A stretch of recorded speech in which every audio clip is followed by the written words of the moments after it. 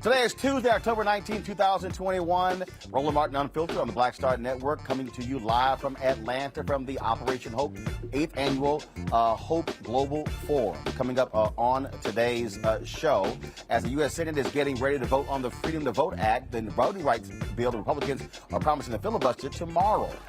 Folks are flocking to the White House, demanding Congress pass the bill. Pastor Jamal Bryant, who was at today's protest, will join us, as well as Pennsylvania's House Minority Leader. They are pushing for the federal law to help ease voting restrictions across the country. In Tennessee, a white juvenile court judge jailed kids under 12 for a non-existent law. The co-founder of a Nashville Civil Rights Group and a black juvenile judge will be here to tell us how this happened, ramifications of putting children that young in juvenile detention.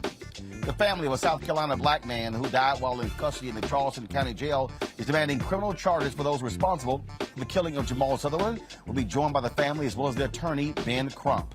A Virginia man shot by a sheriff's deputy is suing the department for $14 million, and Elijah McClain's family settles its federal lawsuit with the city of Aurora, Colorado, for his death. And Facebook must pay millions in fines after settling a suit with the Department of Justice for discriminating against American workers. We'll also, of course, be going live from here from the various speakers, including the CEOs of Etsy, PayPal, and others, including comedian Chris Tucker, all here from the Global Hope Forum. It's time to bring the funk. I'm Roland Martin Unfiltered on the Black Star Network. Let's go. He's got it. Whatever the miss, he's on it. Whatever it is, he's got the scoop, the fact, the find. And when it breaks, he's right on time and it's rolling. Best believe he's knowing. Putting it down from sports to news to politics. With entertainment just for kicks, he's rolling. It's on go, y'all. It's Roland Martin, yeah. Rolling with Roland now.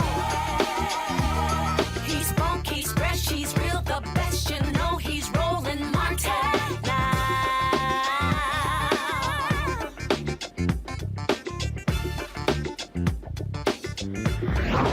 Martin.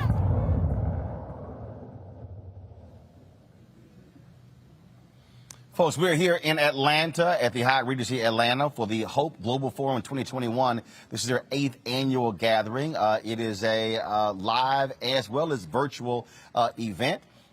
Inside right now, the program has just started. Let's take a look at the stage on the inside. Again, they limited this to about 300 people as a result of COVID. And so it is just starting. And so what we're going to be doing is dipping in and out of the program there. Let's just do this right now. Let's go live to the room, and then let's hear what they're saying there inside at the beginning of the Hope Global Forum 2021. Especially our premier sponsors, because without our premier sponsors, we're not having this type of event. I want you to know that this event, for the first time, is going to be done in person and virtual around the world, and our goal is to have 1 million viewers watching over the next 3 days. Can I get a round of applause for that? First in history. So I want to thank Amazon as a premier sponsor, Experian as a premier sponsor, and Truist I got to stop them and show some love for Truist. Now, I see Allison Robinson and Kimberly Dorsett and the team. Under their leadership, we're growing in ways that, even I didn't fathom 29 years ago. And so the fact that we are going to be opening 50 locations throughout the United States with Truist being supported by 1,000 bank branches to provide financial wellness to people in our community is very exciting. And so I want to give a shout out to Truist and the Truist family. And then last but not least, Wells Fargo. I want to give them a big shout out because Wells Fargo, going back to the very beginning of these global forums, was our founding Hope Global Forum sponsor. And so thank you, Darlene Goins and Bill Daly and the team. So we really appreciate that. As I introduced to you a wonderful person, but also a person that's been serving as Masters of Ceremony for many years with Operation Hope, I have to just take a moment to brag about how she has inspired, my daughter, Evan Robinson, who recently was nominated as an Emmy for a documentary that she did with Ambassador Andrew Young on the 60th anniversary of St. Augustine. And so Maggie was such an inspiration in her role as a journalist. And so, Maggie being an award-winning broadcaster, she's been in broadcasting for over 49 years. She was born and raised in the great state of Kansas, which is where my people are from, Fort Scott, Kansas. And she attended the University of Kansas, go Jayhawks. And that's where she majored in radio and TV and film. She began her career as a sports anchor for KU Sports Network, and she was also the first woman sports anchor in television in Wichita, Kansas, St. Louis, Missouri, and Washington, D.C. Now, some of her career highlights include squad room secretary on Again, we'll dip back into the room there where we're starting off the Hope Global Forum 2021. Let's talk about the battle for voting rights in D.C. First of all, Majority Leader Chuck Schumer says that he is going to bring to a vote tomorrow the Freedom to Vote Act. But GOP leaders are making it clear they're going to filibuster. The Freedom to Vote Act would enact the following provisions: make Election Day a public holiday, require same-day registration at all polling locations by 2024, ensure at least 2 weeks of early voting for all federal elections, protects election officials from undue interference, allows voters to present a broad set of ID cards for in-person voting, also bans partisan gerrymandering. Now, today, several human rights groups protested in front of the White House demanding passage of the sweeping voting legislation. Press Secretary Jen Psaki said the president has measures in place to push forward the landmark bill. The president called both Senators Warnock and Padilla yesterday to convey his commitment to getting must-pass legislation through that will protect Americans' constitutional rights from the systematic assault that Republicans have been mounting in state legislatures across the country based on the big lie. All right, folks, joining me right now are two of the folks who participated in today's protest. Pastor of New Birth Missionary Baptist Church, Senior Pastor, Reverend Jamal Bryant. Also, Pennsylvania House Democratic Leader, Representative Joanna McClinton of Philadelphia. Glad to have both of you with us. Pastor Bryant, I want to start with you. Look, we've seen all of this. We've seen protests. We've seen people go to jail demanding this. The question still is, will you have the Democrats? Are they going to vote to end the filibuster? At the end of the day, you don't have 10 Republicans who are going to support this. You have to end the filibuster in order for this bill to pass.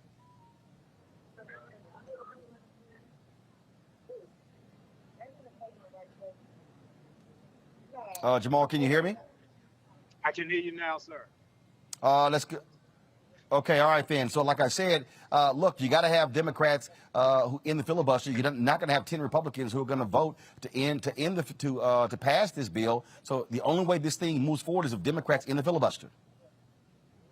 No, absolutely right. I came from Georgia, Roland, because Georgia showed the whole country the power of democracy and the power of our vote. by flipping the state. The reality is that millennials are solely responsible for changing the game and the narrative. And so we need both sides of the aisle to be held accountable and responsible. We were arrested outside of the White House today as a reminder to Joe Biden that he wouldn't have that place of residence if it were not for the black vote and all the more black young people who are voting.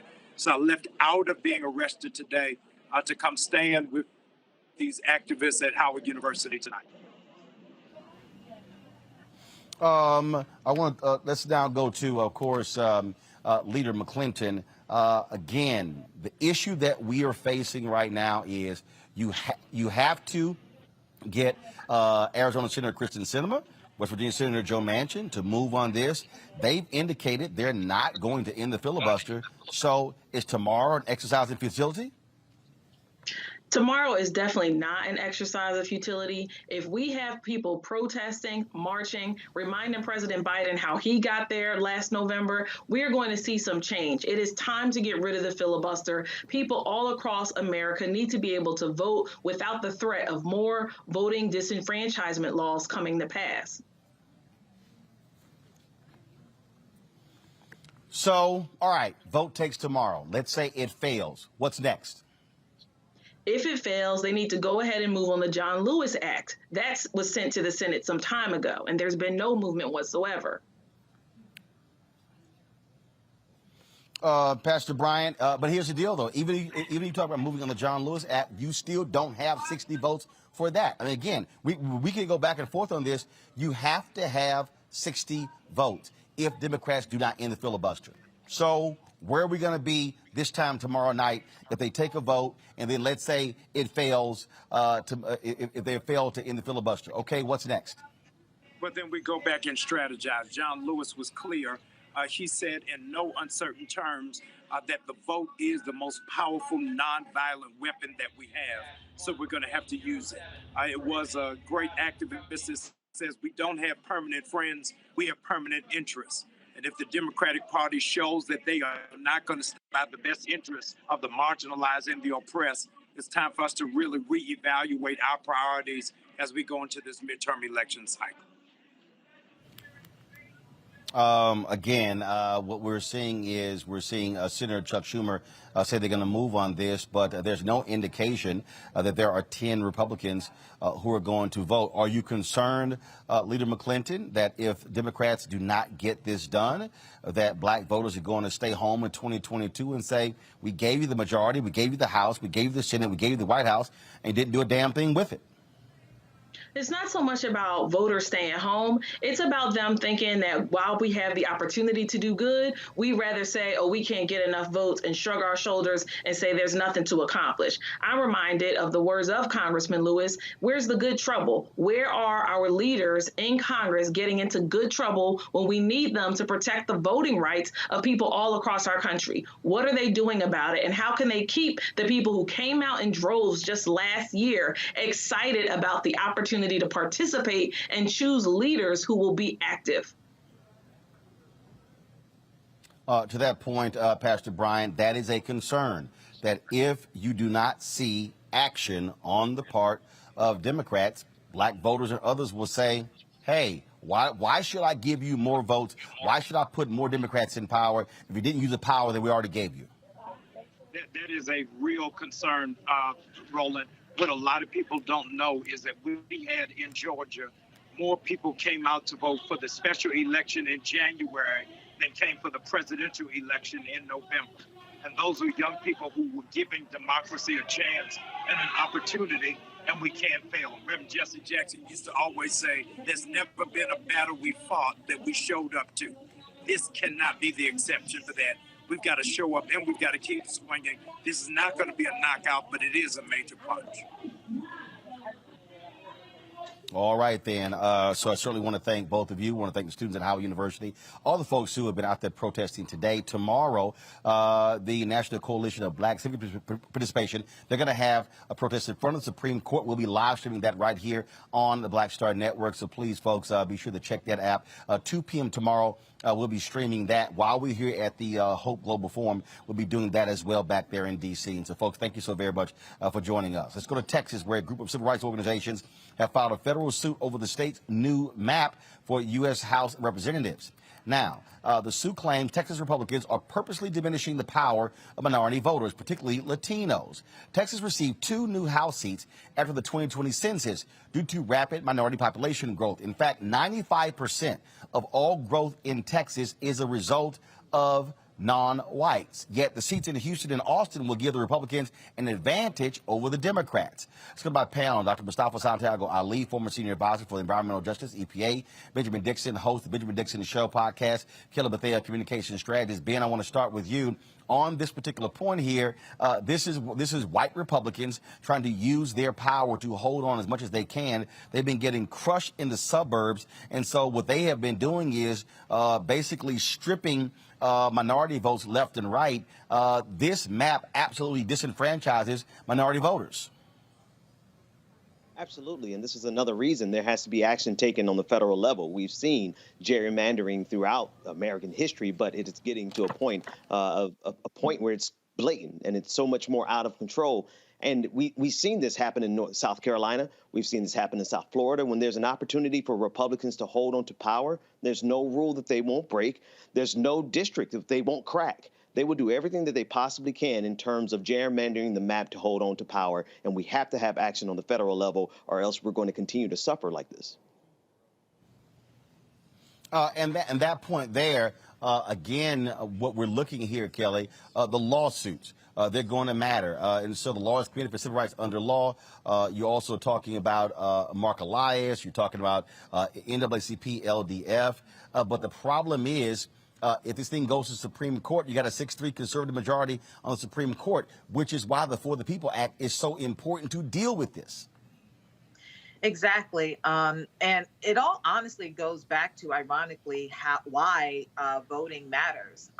We are more or less in this mess on a federal level because people thought that their vote didn't count. And that's why we have a conservative majority on the Supreme Court bench. That's why we are, on the verge of having a Republican majority in the House if people don't vote in this midterm election come next year. So when I see stuff like this happening in Texas and other states in which, minorities, Black people, Latinx, and others are just so disenfranchised by way of, frankly, the new minority holding on to power by any means necessary, cheating by any means necessary, frankly, that it's because of people thinking that their vote doesn't count. Mustafa? I mean, we've got a situation right now where we're starting to move in the direction of a new South Africa, an apartheid-esque system, where you'll have the majority of folks in this country who will be of color, but the smaller minority will actually be the ones who are holding power. We've been talking for a number of years now on this show and trying to get people to pay attention to the courts and why your vote is so important in relationship to the individuals who sit on a number of different courts. So we now see it playing out.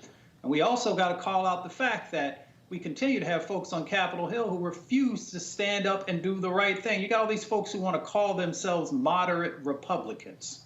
You got folks like Rubio, well, Rubio's not so much, but Collins and Murkowski, and you got the folks like Mitt Romney and others who continue to not stand up and do the right thing. They could at least make sure that their vote for the historical count was in the right direction. And then, of course, we could end all of this foolishness very quickly if both Sinema and Manchin were willing to do the right thing. If they don't want to do the right thing for folks of color, do the right thing for democracy. Do the right thing for your country, because you are literally eroding democracy. And you're moving in a direction where people's vote won't even matter anymore if we continue to have all this redistricting and gerrymandering and all these other types of things that continue to whittle away people's power, legitimate power. So we've got a bunch of folks who need to stand up and do the right thing. And if they don't, I don't care who you are, we should vote them out. All right, folks, hold tight 1 second. I got to go to a break. When we come back, we'll talk about a ProPublica story out of Tennessee that is very strange, where a judge is sending Black kids to prison unnecessarily. Folks, we are broadcasting live from the Hope Global Forum here in Atlanta. We'll be back on Roland Martin Unfiltered right here on the Black Star Network in a moment.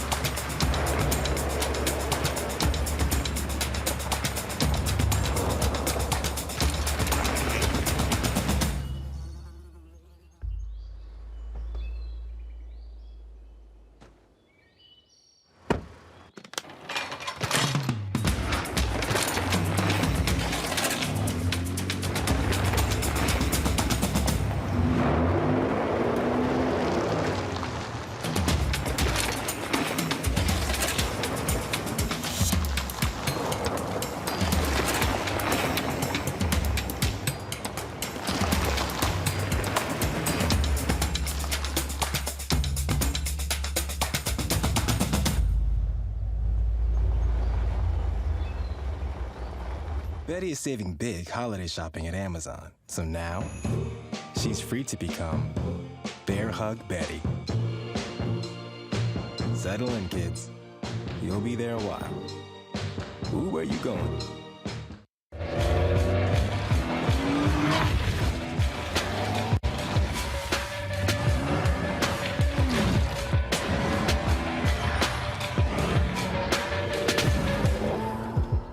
Hey everybody, it's your girl Lunel. So what's up? This is your boy Earthquake. Hi, I'm Chaley Rose, and you're watching Roland Martin Unfiltered.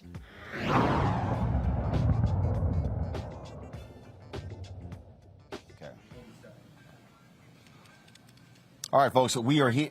We are here at the Hope Global Forum 2021. Is they're meeting the moment. Their hashtag is hashtag HGE21. Let's go inside of the room where the conference actually is taking place. Again, they have the CEOs of Etsy and PayPal and others who are speaking today. Of course. So let's take some of what's in the room. Plastic, not inherently reusable, but with Rees, we've re-engineered how these bottles are made. They're completely reusable, airtight, leak-proof, and we have a pre-labeling system, so there's no more playing what's in that bottle, which is not a very fun game to play. And why does this matter? Well, the toiletry container market is a $29 billion market. And most of those containers are inherently one-time use and inherently always made of virgin plastic. But we know consumers today want to pay for sustainable products, and they want to buy from companies making a positive environmental impact. Not only that, but we are here in person today, and I know Lance said that before. This is incredible. For me, it was one of the first trips I've taken since the pandemic, and getting on that Delta flight felt so good. And we know people are ready to take vacations again. We haven't launched yet, I should first say that. We haven't launched, but we still get about 400 unique views to our website every month of people who are organically searching for reusable travel bottles. So there's nothing in the market that is like ours that exists today. So like I said, we'll be launching later this year, and we were lucky enough to be part of the 2021 Sephora Accelerate. So we'll be launching in Sephora next year, and I'm so excited about that. And as a pre-launch brand, to have secured your first retailer and distributor is just an amazing feat, something I'm very proud of. The key to our success with Sephora is partnerships. So working with brands like Briogeo, Verb, or Supergoop with products that people already know, they already love. Program. We have a simultaneous feed happening right now on Black Star Network and our YouTube channel. So the show is going on, plus we have the feed going of the Hope Global Forum, so you can actually watch either one. Let's talk about what's happening in Tennessee, where an investigative report by ProPublica and Nashville Public Radio found the Tennessee juvenile judge has been charging and imprisoning children for crimes that do not exist. Judge Donna Scott Davenport, the first and only Rutherford County juvenile judge, was elected in 2000. As a judge, she has unlawfully jailed hundreds of children, and Rutherford County has settled a class action lawsuit for $11 million for improper handling of juvenile cases. Joining us now from Nashville is Charlene Oliver, co-founder and co-executive director of the Equity Alliance, as well as Judge Sheila Calloway, a juvenile court judge in Davidson County, Tennessee. I want to first start with you, Charlene. How in the hell could this happen? Your guess is as good as mine, Roland. I'm so glad that Mayor Bryant from NPR unearthed this horrible, horrible story that's happening right here in Rutherford County, just 45 minutes from where I live.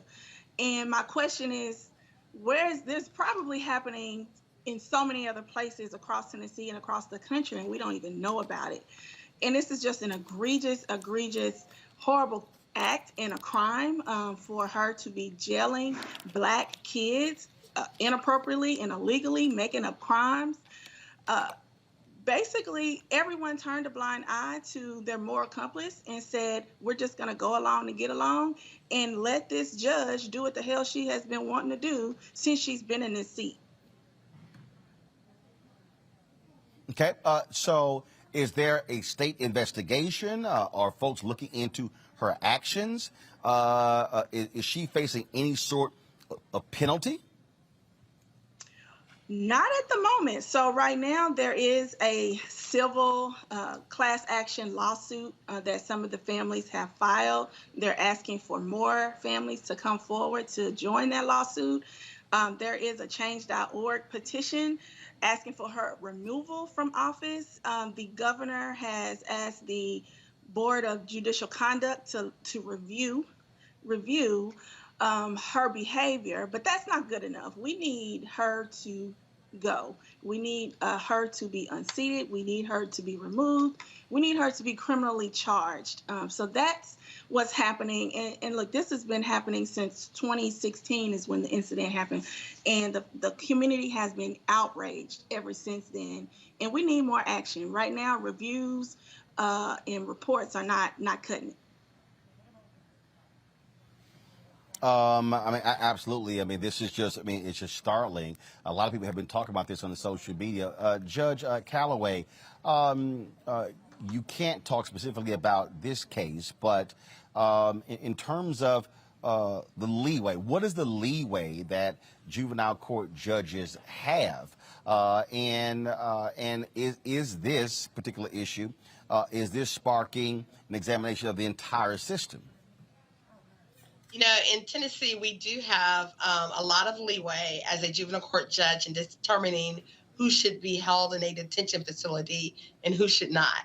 And there has been some juvenile court reform that looked into the practice starting probably around 2017, 2018. And as part of that reform, there were very strict guidelines of who should be held in detention and who should be not. And, we as judges have to recognize and understand the psychological damage that we can do when we wrongfully or when we lock up youth that probably should be diverted from the court system. There are so many studies about how harmful it can be when you lock or detain youth in a detention facility, particularly if it's for a minor offense. What the studies also show is that the more you divert youth from the criminal system is the more likely that they'll never, ever come back into the system at all. And so, like in Davidson County, we have a very strong practice of diverting as many youth as we can from being a part of the detention facility or a part of the court system as a whole, because we recognize and understand that that's what's going to keep our youth out of the system.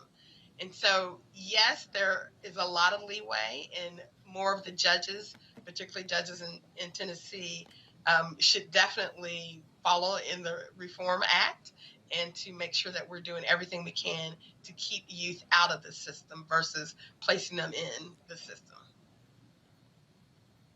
Charlene, what is happening with activists and others? What are state lawmakers saying? Because this has certainly caused lots of controversy all across the country. Absolutely. So the activist community, the faith community has been rallying around this issue. Our state legislators have come out and spoken out against this, even from the beginning when word first got out that they were arresting kids back in 2018. The community's been all over this. And this is just inhumane. This is unconscionable. What this judge has been able to do is to basically skirt the law and create her own system, her own filter system of how she is arresting and jailing children. So we are looking at, one, as the Equity Alliance, we've been organizing in Rutherford County for several years. We've got organizers on the ground talking to folks. And what we're looking to do is, she's up on the ballot in 2022. And we do electoral organizing, and we're looking to unseat her in 2022 when she becomes the ballot. No one's run against her since the position has been created. She's been the only one in this office. And what's happening in Rutherford County, it is the second largest county, fastest growing county in the state. Black folks from Nashville are being displaced because of gentrification and being pushed out of their homes. And all of those Black folks are spilling over into Rutherford County. So they don't have the representation and political power that they need. But we're going to look to change that in 2022 because this is just outrageous. We can't have people like this. She should never see the light of a courtroom ever again. This is just the level of atrocity to damage these children has, it's just blatant racist. Let's just call it what it is. It's just racist. And we're looking to take action. What you can do, it may feel like, what can we do because she's in such of a powerful position? But we know that the power of the vote is one of the most powerful tools that we as citizens can use. And the Equity Alliance is going to be here organizing come next April. Judge, real quick, has this had any impact on you and other juvenile judges, people looking at your cases, looking at your actions? I think it has some effect on the rest of the judges across the state. Here in Davidson County, we use a evidence-based juvenile detention risk screening instrument in order to determine who should be held in detention and who should not be. And it is so important that all of the judges understand the psychological effect that it has on children when you detain them, particularly if they can be held safely in the community with appropriate services. When we use our risk screening instrument, it only determines those who might be an imminent threat to the community are the only ones that get held into detention. And it's important that all of us be transparent and look at how we are choosing who we lock up in detentions. And I cannot say it enough that if we are doing it on a level that is transparent, that people can see the decisions that we're making, and it's based on an evidence risk screener, then you wouldn't have the problems that we might be having across the state. Charlene Oliver, Judge Sheila Calloway, we certainly appreciate both of you joining us here on Roland Martin Unfiltered and the Black Star Network. Thank you for having me. Mustafa, I want to start with you. When we look at this this case here, I keep telling people, you go back to elections. This is an elected position. This is why voting matters. Your vote is critically important. You know, we will keep yelling it from the mountaintop, because when you don't pay attention to the individuals who are running for these critical positions, you get these types of individuals who do not have any regard for your community, for your children. So if you don't want to vote for yourself, vote to protect your children. You know, when you have these types of individuals, one, we got to make sure that there's an annual review of all these judges, of what their dockets have looked like and what have come out of all these different types of situations that are going on. You've got a judge right now that's dealing with fake laws and getting away with it. So, you know, there's a review that's going on around unethical behavior, around judicial misconduct. So you've got to make sure that that process plays out and that it's transparent and that people stay engaged with it. And then if you can get that person removed, you know, hopefully before you even have to wait for the election to happen, then you focus on getting them disbarred, because there's a direct correlation between these behaviors that are going on and being able to be disbarred as well. So there are a number of different aspects that we have to pay attention to, but it all goes back to, Roland, what you mentioned right at the beginning of this, and that is your vote and being clear about whom you are voting for or not voting for. The thing here, Kelly, when we talk about this all the time, I mean, the actions of this judge, not only does it have a negative impact on these black kids, it also has cost the county $11 million. I mean, this is one of the most evil things that I have heard of in a very long time, coming from a judicial branch of government, especially locally. Without question, this judge needs to go. She herself is a waste of space, let alone the waste of tax dollars being used to pay her salary, her being a judge, because it's not just about arresting children, even though that in of itself is egregious. You are destroying lives. You are destroying families, and you are being the catalyst for that school to prison pipeline for children who, frankly, didn't do anything wrong, because the law that they are arrested under does not exist. So for her to basically be judge, jury, and in a very real sense, executioner to Black children, it is absolutely disgusting. And I was reading about, I've been following this for a second, since it came up on social media, maybe like last week or so.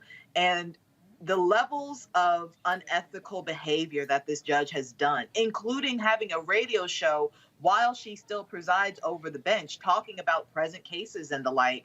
I don't see how no one has caught this. It is an egregious error on so many levels of law and ethics and civics that whoever was involved in keeping her there, in addition to herself, they all need to go. Ben. Roland, as I was listening to the story and reading about it, it reminded me of the Philadelphia County Judge Michael Conahan, who got arrested and sentenced to 17 years for the Kids for Cash program that he had, where he was literally finding children guilty and sending them to juvenile detention in exchange for cash. Now, he's since been let out because of COVID-19, but it just speaks to the level of insidiousness that we get from people who are supposed to be judges over us, that they would be able to ruin lives for, in this case, cash. And in the case of the judge that we're speaking about, I'm curious as to her motivations beyond just the pure racism of it. And I think that there should be many investigations. There's no reason for a judge to be in position. She should be in jail, quite honestly. I agree. All right, folks, got to go to a break. We come back. We're going to talk about several other cases. One, this black man killed in South Carolina. We're going to hear from Ben Crump and the family's attorney about that, as well as get an update from Ben on the trial of the man in Georgia, here in Georgia, accused of killing Ahmaud Arbery. Also, we're going to be, again, hearing from various CEOs who are speaking here at the Hope Global Forum. Right now, there's a pitch competition that is going on, and so we're going to take some of that before we go to break. You're watching Roland Martin Unfiltered right here on the Black Star Network.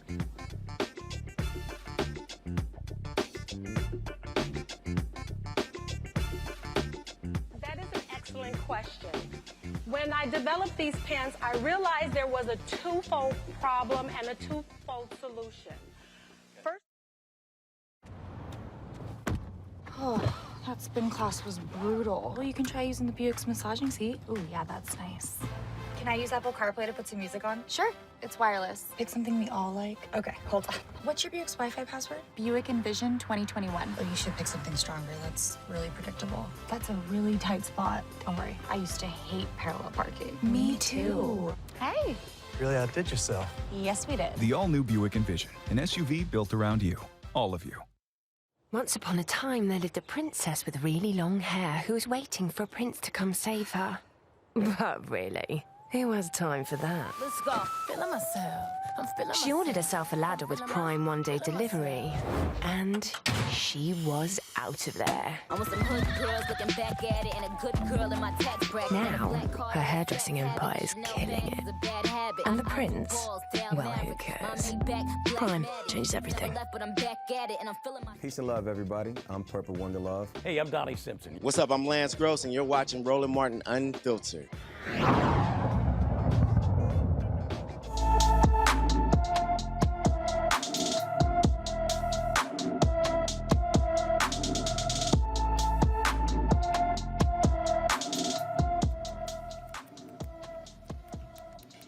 All right, folks, 35-year-old Wilford Kitterson III has been missing from Opelousas, Louisiana since October 5th, 2021. The 5'10", 200-pound man was supposed to have returned from a trip to Bastrop, Louisiana, but police discovered his empty vehicle on October 8th. He has black hair, brown eyes, and both of Wilford's ears are pierced. Anyone with any information related to the whereabouts of Kitterson, please contact the Opelousas Police Department at 337-948-2500.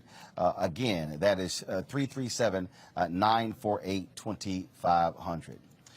Folks, yesterday, retired General Colin Powell passed away. And again, there have been a number of folks who have spoke about his life, legacy, and career. Today, President Joe Biden spoke about Colin Powell and what he meant to the nation and the world. But I became friends with Colin Powell, who we just lost. Think of where Colin Powell is, not only a dear friend and a patriot, one of our great military leaders and a man of overwhelming decency.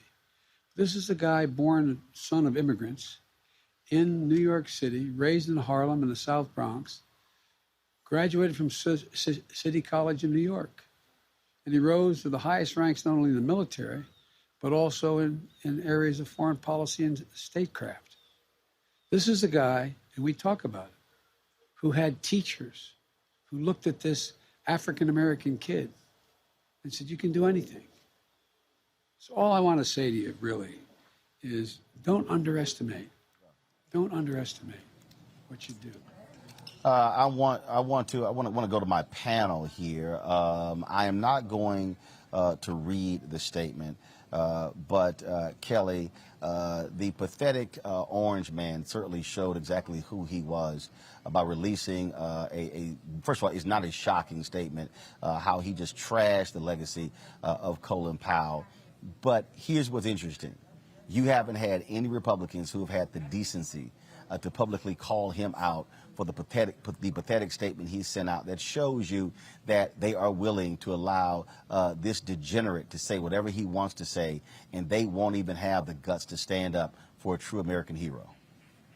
That's exactly right. First and foremost, I'm glad you did not read the statement because I don't respect gutter snipe nor the words of gutter snipe because that's exactly what he is and that's exactly what those words were from.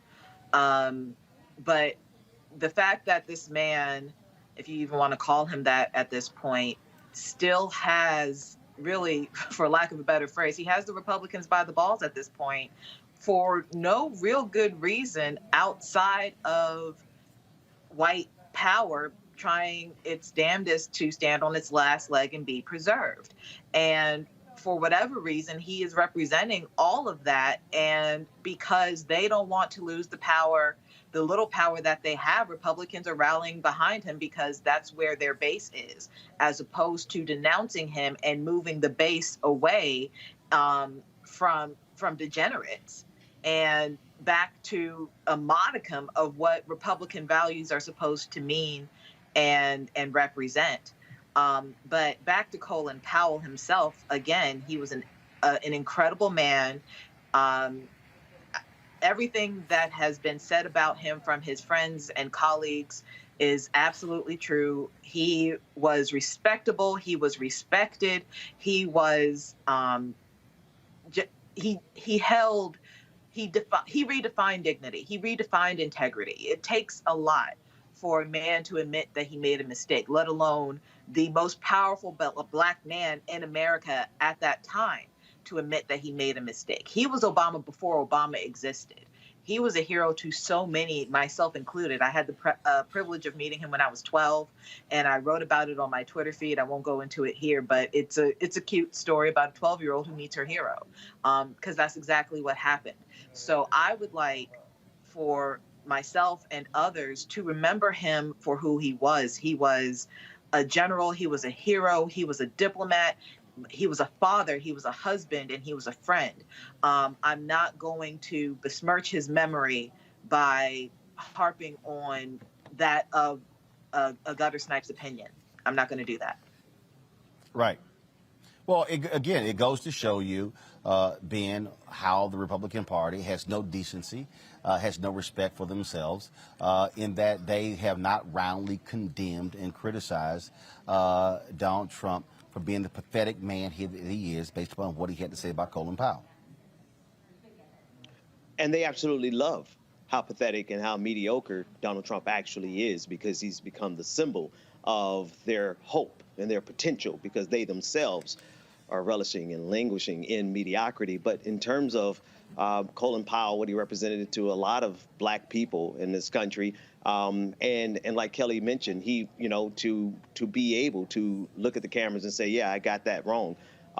It's a significant thing, but it is also indicative of the fact that he was willing to fess up and face his role in the Iraq War And that is a part of his legacy, the willingness to look at it and confront it. And I just want to juxtapose it to what you could expect, honestly, from when George W. Bush passes away. I think you're going to have Republicans lined up protecting his legacy and all over the television doing things. And so, of course, they wouldn't tolerate that from Donald Trump at that time. And so we just have to look at what they're tolerating at this moment.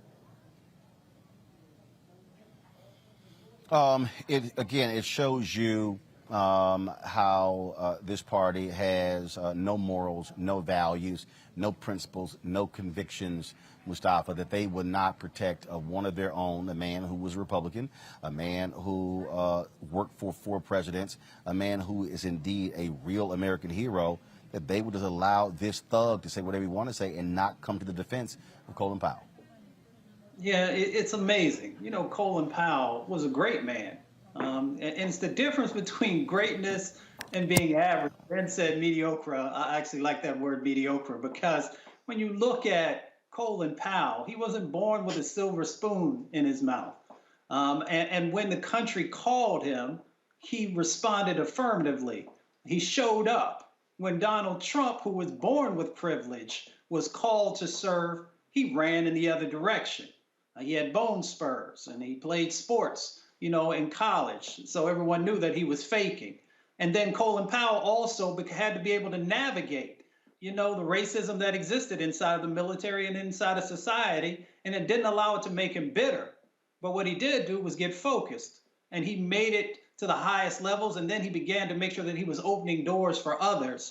And then I didn't really come into his circle until he started working on education with young people. And I had a chance to be a part of some of the work that went on in that space. So again, it's the difference between greatness and being average. And for the Republican Party to not completely, not only protect him, but uplift him and embrace not only the greatness, but also just that he was a true American story, shows their lack of vision, and it also shows their lack of courage.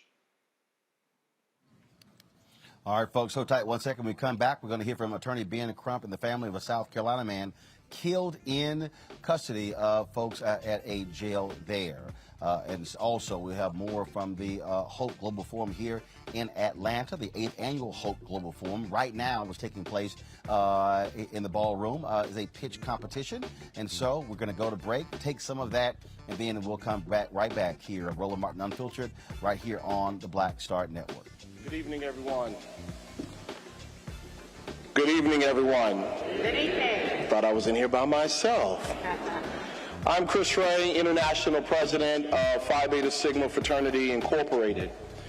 Since 1924, the men of Phi Beta Sigma have been encouraging economic development through entrepreneurship and supporting the black business in our local communities. For almost 100 years, with over 600 chapters that span the globe, we have reached over 1 billion people with our message of economic social justice. Our partnership with Operation Hope is a match made in heaven. Phi Beta Sigma has committed to helping Operation Hope meet the goal of 1 million black businesses through our national North American network. We are committed to helping level the playing field for black entrepreneurship, making sure that when someone wants to start their own business, they have the support they need so that they are not locked out of the American dream because of the color of their skin. Phi Beta Sigma men believe in the power of entrepreneurship, and we are ready to build 1 million black businesses. Let's go build. Thank you all so much.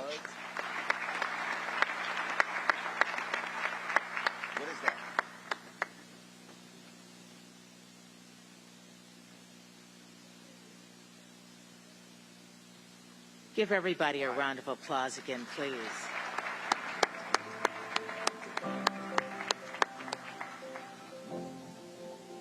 So they just told us that? I just have a couple of announcements related to 1MBB and wanted to come up here and thank this audience and thank you all for being here and supporting these wonderful people. This is an amazing opportunity for them, and it takes a lot of courage to come up here and talk about this. 1MBB has had an amazing journey over the course of this year, and we have really focused this year on infrastructure building And we're so excited to announce that this will not be our first pitch competition. This will be one of many pitch competitions. So we will have another pitch competition coming soon in 2022, as well as an incubator program. We're so excited.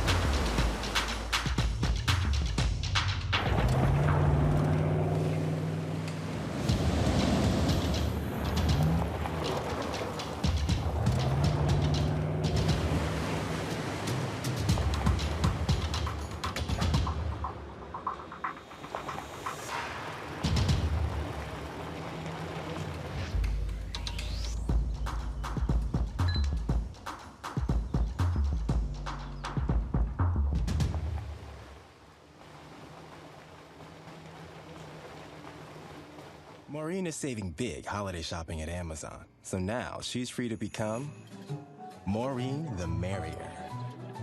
Food is her love language, and she really loves her grandson.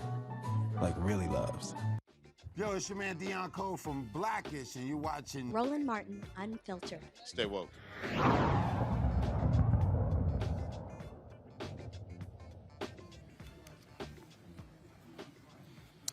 All right, folks, welcome back to Roland Martin Unfiltered on the Black Star Network. We are here at the Hope Global Forum 2021, meeting the moment. The hashtag is HGE21. If you actually want to see the opening of the program, you can go to our other feed on the Black Star Network as well as on our YouTube channel to check that out. And so we, of course, are going to be here today, tomorrow, as well as on Thursday, broadcasting from here. And so a number of folks are speaking, an amazing roster of folks. A little bit later, Chris Tucker is going to be here as well. Earlier, Ambassador Andrew Young came in here. Always good to see him. Tommy Dortch, of course, 100 Black Men. He's here as well. And what they've done this year, because of COVID, they've limited the attendance to 300 people. COVID protocols all around here as well. But we're certainly glad to be here, to be back here in Atlanta for the Hope Global Forum. Folks, let's talk about what's happening in Aurora, Colorado, where Elijah McClain's mother has settled her federal lawsuit with the city of Aurora, Colorado, for the death of her son. Now, the suit claimed McClain's civil rights were violated when he was placed in a chokehold, handcuffed, and injected with ketamine during an encounter with police and paramedics a couple of years ago. He went to cardiac arrest 7 minutes later. In September, 3 officers and 2 paramedics were indicted by a grand jury for manslaughter, criminally negligent homicide, and several other charges. But again, they have settled that particular lawsuit. In Louisiana, state police have released the name of the Grambling State shooting suspect responsible for killing 1 person and injuring 7 others over the weekend. Officials say Jatavius Carroll, also known as Rabbit, is wanted for second-degree murder, attempted second-degree murder, and possessing a weapon firearm on school property. The shooting happened around 1 a.m. Sunday on the campus quad of the HBCU during the school's homecoming weekend. The person who died wasn't enrolled at the school. The only victim, who was a student, was treated for injuries that were not life-threatening. And so, we hate to hear that happening on the campus of Grambling. It certainly is a sad story there. One of the things I wanted to talk about, folks, again, like I said, we are here at Hope Global Forum. Tommy, step over, please. At Hope Global Forum. We're talking about, economics and the impact on people of color, on the poor as well. And so one of the things that John Hope Bryant has done in the creation of Operation Hope has really been using the power of their network to be able to change the credit scores numbers of individuals, of people all across the country, regardless of their background. But what he does with this particular forum is bringing together major corporate leaders and business leaders to also drive economics and really focus on black economic social justice. That's one of the reasons why we've been here very supportive of what John does, because when we talk about where we are in this country post George Floyd, all of these companies committing billions or announcing, let me be real clear, announcing billions of dollars that they're going to be pouring into black organizations, black companies. Well, a lot of that actually has not taken place.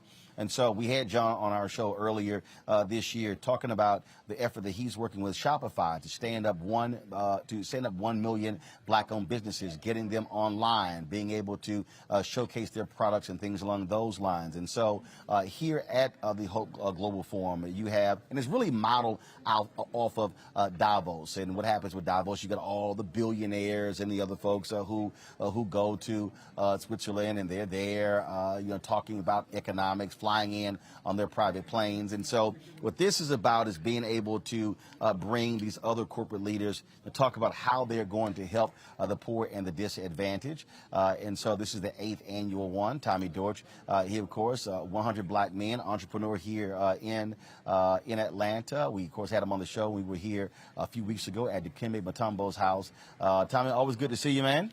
It's always good to see you, my leader. I appreciate you continue to tell the truth and be unfiltered. That's the only way. That's the only way. And we did not email each other to rock cobalt blue at the conference, but we definitely got it. For folks who don't quite understand Hope Global Forum and really what this means, I've had some people say, "Oh, this is just giving some folks a pass." No, John is really pushing these companies, pushing these leaders to say, you should be doing more with the billions that you have in capital to be able to invest in black-owned and minority-owned businesses. Well, John's the truth.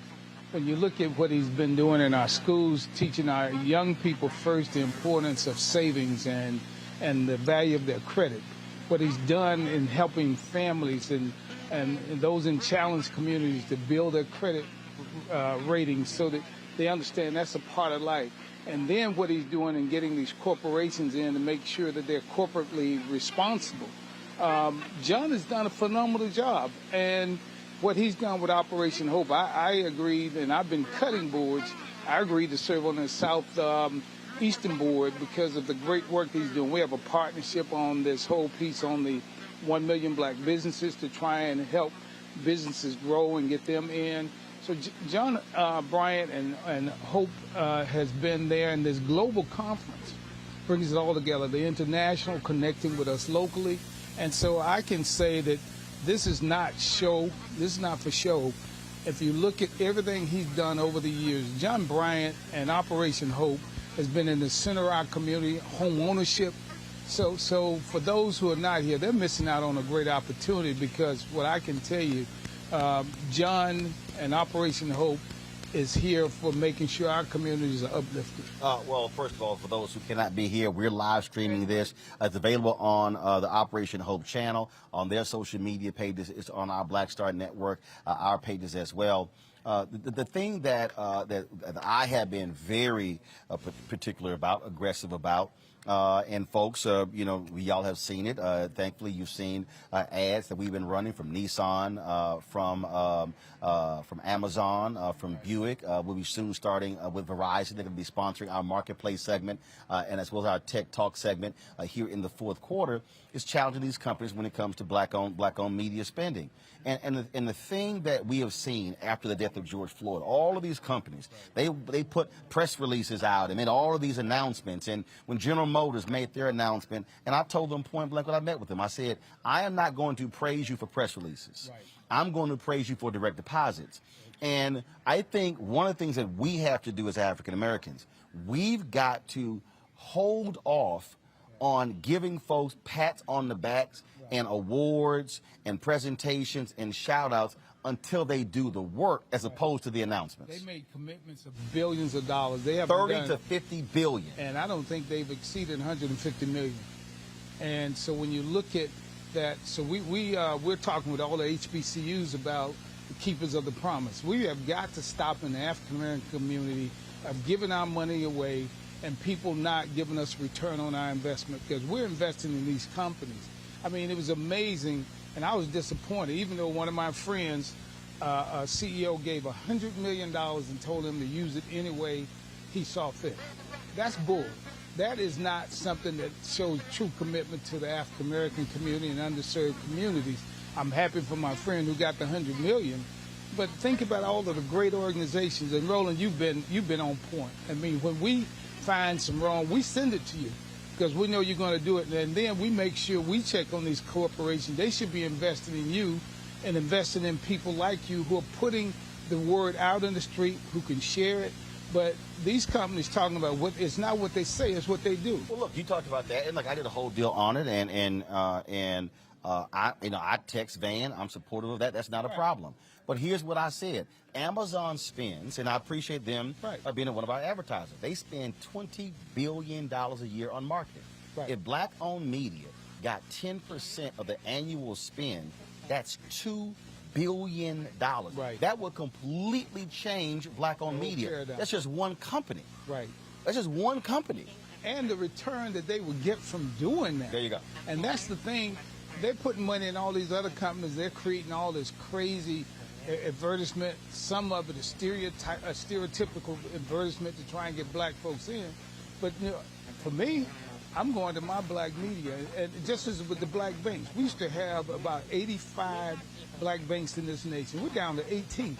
And that's because, again, when we have these MOUs and when we have these challenges of people, what's not happening is, and this is what Operation Breadbasket did, what they did is they mandated not just you hire African Americans, not put them in senior positions, but they also said you must deposit money in black banks. It was a part of the negotiation. And see, what I have been saying to people, and I got people out there, mad at me, oh man, you just trying to get money for yourself. I said, no, it has to be holistic. We want you to hire black folks, promote black folks, have black folks on the board, invest in black media. We want you to work with other black companies in terms of your suppliers, but also we want you depositing those resources in black banks. Now all of a sudden it's a 360-degree economic impact for African Americans. And they keep recycling the same people on the boards, and many of them, it is not about what they're representing for us.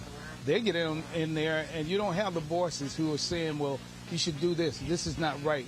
And so when you get people on the board who really are advocates, they move them out when their term is gone.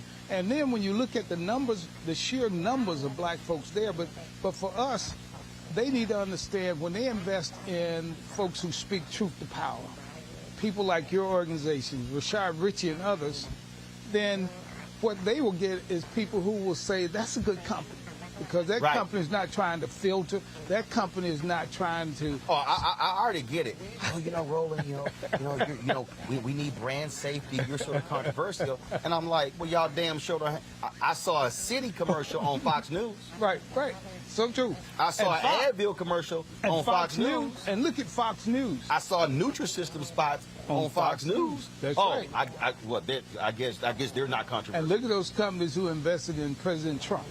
And think we're supposed, they're companies that I know who spoke out, who were with President Trump. I haven't spent another penny with them in 4 years and don't intend to, because as black people, with our 1.3 trillion or whatever, we got to start making our money work for us and invest in those who are concerned about us. And so that's why when these companies come out and do all those announcements, the issue is you made your money off of us. Right. And so, and off our brown brothers and sisters. So you got to invest back in it. It's good business when you reinvest, because at the end of the day, if we're watching you, that should say, oh, we need to go where people are listening to him rather than these shows where you put money out there. I mean, it's amazing, but Roland, I have to say that, and I've said it to you so many times. And I remember when you told me you were getting ready to move in this way. You kept your promise, you kept your commitment. But for us in our community, the 100 black men, and we're so proud to have you as a member, our whole piece is we got to support the people who not just support us, but who are global in making sure people who've been left out and left behind, and that's what you do. And so for those corporations we have to do, and we're working on getting a report card, working with HBCUs and said we're going to do a report card. That's right. And these companies that aren't invested in, and let me tell you, on my HBCU campuses, I make it clear to them. I'm on the board of FAMU and CAU, and I work with Fort Valley and those. I said, look, you can't keep giving our money away, and you aren't giving opportunity to do side business. So my attitude is you can't hold others accountable if you aren't doing it yourselves. And so with that, Roland, without your voice and voices like yours out there, our community is not going to grow.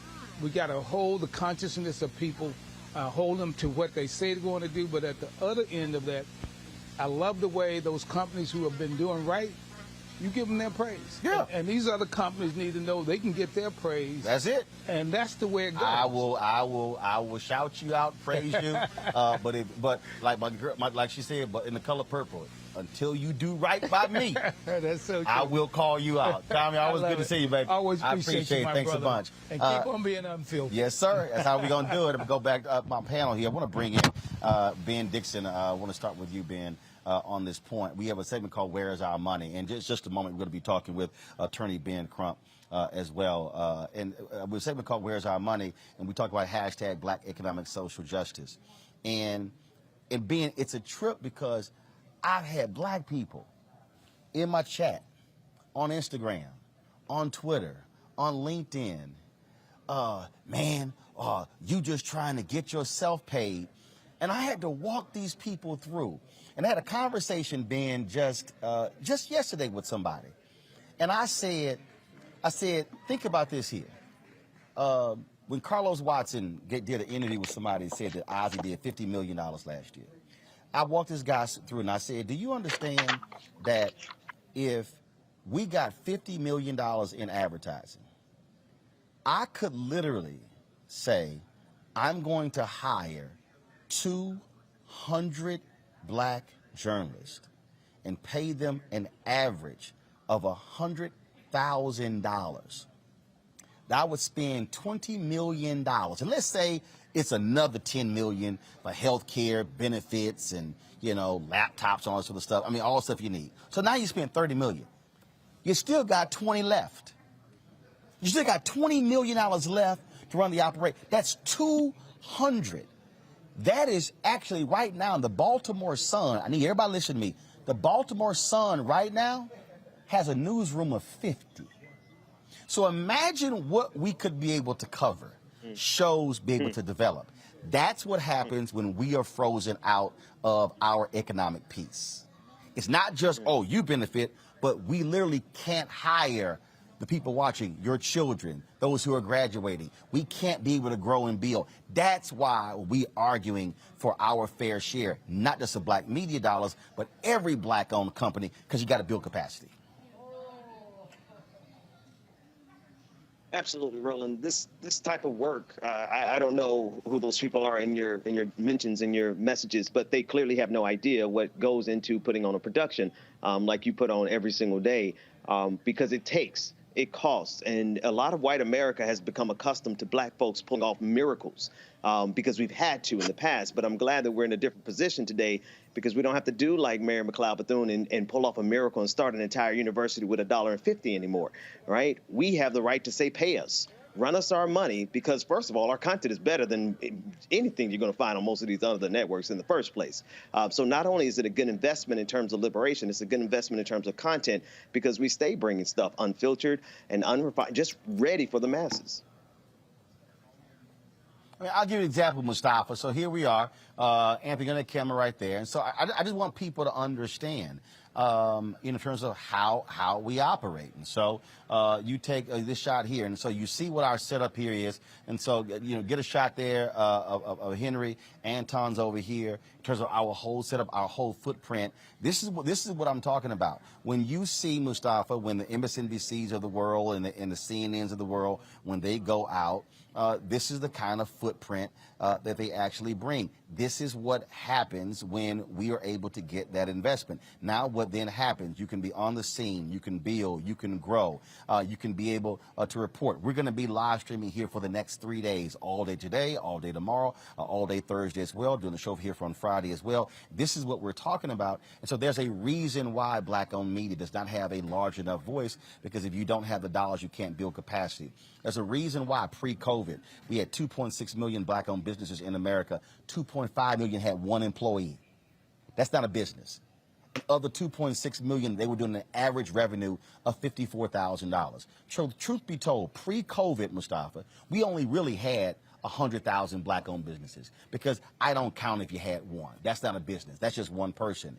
And this is how we have to get our people to change their mindset in terms of how we support, how we push, how we advocate, and how we make demands. Right, and that we're worthy.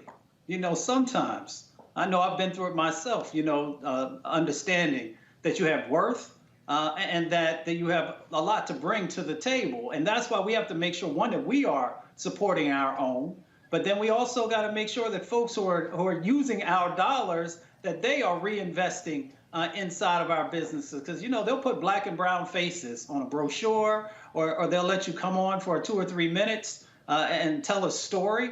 But it usually ends there. So that's why this show, this network is so incredibly important, because, you know, you get the fullness of what's going on, and you get the stories that are happening all across the country. You in the airport almost every day, you know, or you guys are in the van traveling around, showing up in the locations that no one else or many others won't end up being at. So it gives our folks an opportunity to know that there's somebody who cares, that there's somebody who values what they are doing, and making sure that those stories are actually out there, because representation matters.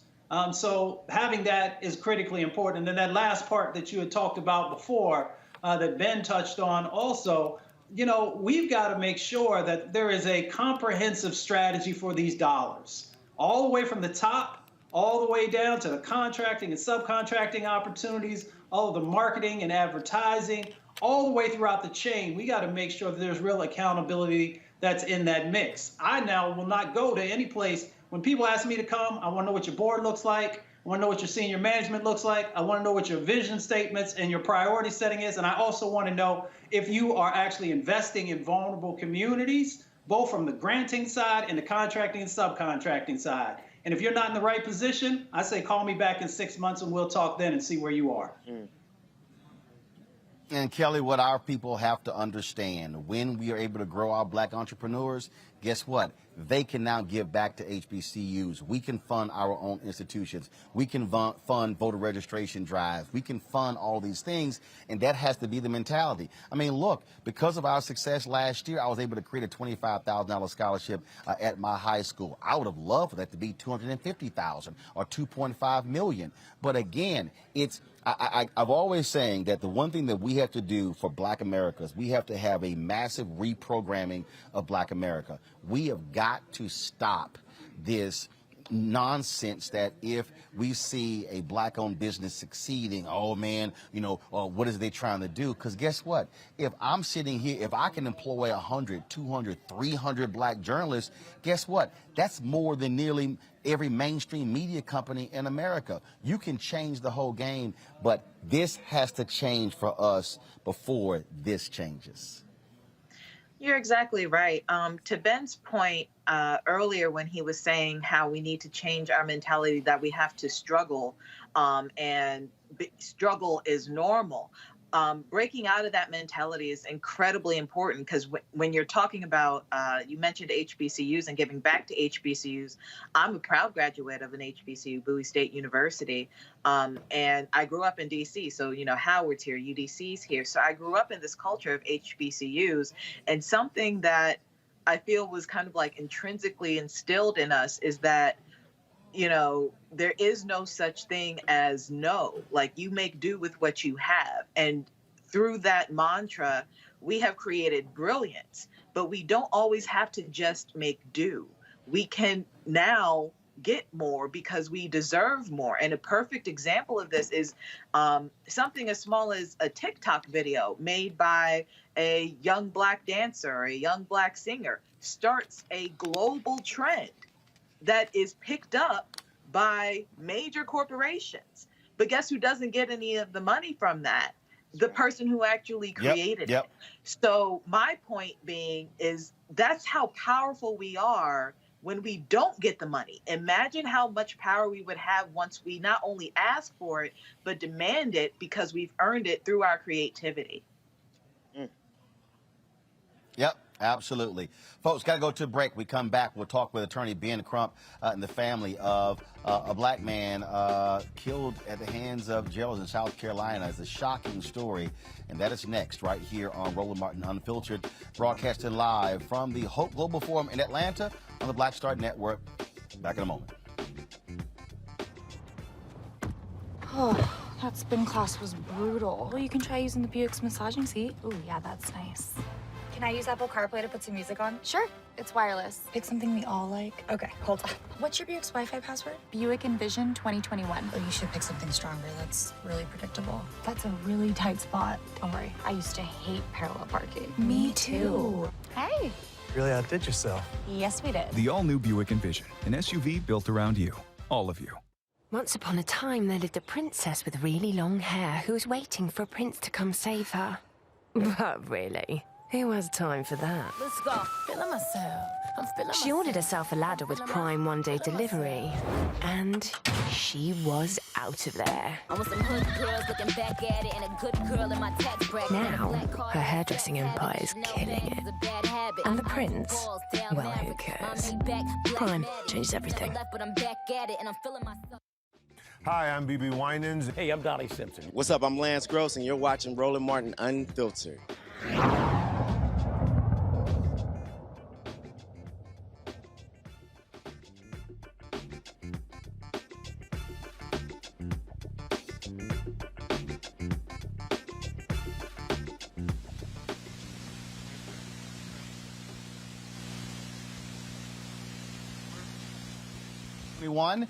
Here in Atlanta, the 8th annual, and so the sit-down conversation's already started. If you want to actually see that conversation, just switch right on over to our other feed. You can see that. We'll be restreaming it in its entirety as well. Folks, civil rights attorney Ben Crump is calling on South Carolina the prosecutor to revisit the case and criminally charge the 2 jail employees who used a stun gun on a mentally ill black man 10 times and kneeled on his back until he stopped breathing. Jamal Sutherland was killed in January after 2 jail employees used excessive force to restrain him. The employees were fired in May, but Sutherland's family wants criminal charges filed against them. Joining me right now, folks, is attorney Ben Crump, who's representing the Sutherland family. Also joining us is his mother, Amy Sutherland, as well as Deacon James Sutherland. Glad to have all 3 of you. Ben, the employees were fired. Was that it? What else happened?